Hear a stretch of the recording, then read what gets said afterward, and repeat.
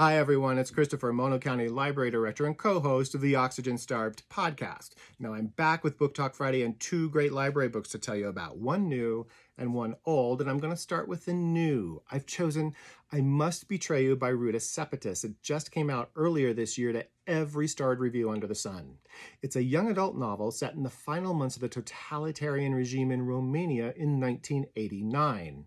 I'm recommending it to adults too because the story is quick, it's gripping, and for many of us, it's very illuminating about what really went on behind the Iron Curtain during the last days of communism.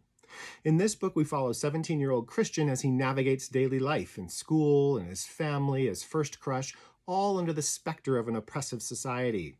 As Eastern Bloc countries like Poland and East Germany and Czechoslovakia crumble from democratic revolutions that summer, the leadership of Romania struggles to shut off communication from the outside and keep its citizens in the dark.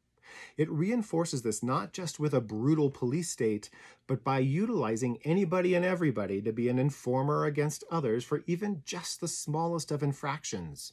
When Christian learns of what's happening in other Eastern Bloc countries, he wonders if Romania will be next and what role he can play in it.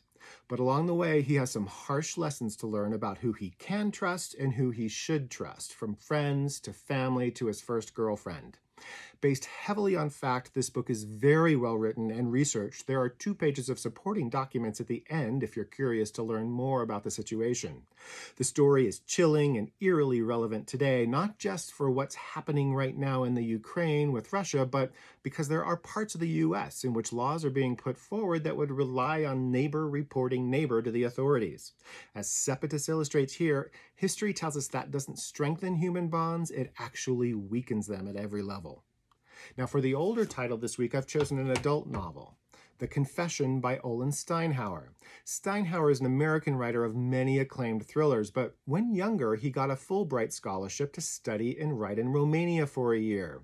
And while the novel he wrote about the Romanian Revolution helped secure him a literary agent, it didn't make it to publication. Instead, he used some of that experience to create a 5-book series set in a fictional Eastern European country during the Cold War, from the end of World War II to the fall of communism in '89, 1 book per decade.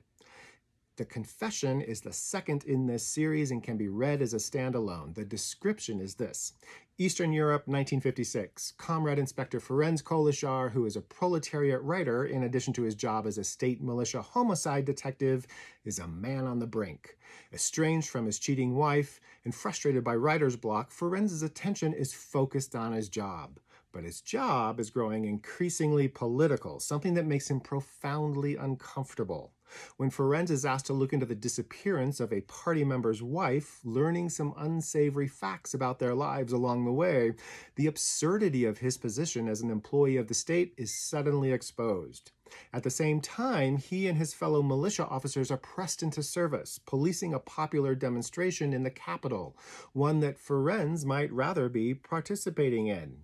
These 2 situations, coupled with the investigation into the murder of a painter that leads them to a man recently released from the camps, brings Ferenc closer to danger than ever before. Danger from himself, from his superiors, from the capital's shadowy criminal element. Now, The Confession came out to multiple starred reviews in 2004. It's still a great read today, as is I Must Betray You by Ruta Sepetys. This is the ebook version. We do have it in print as well. Come into your Mono County Library, find these or another great read. In the meantime, stay safe and happy reading.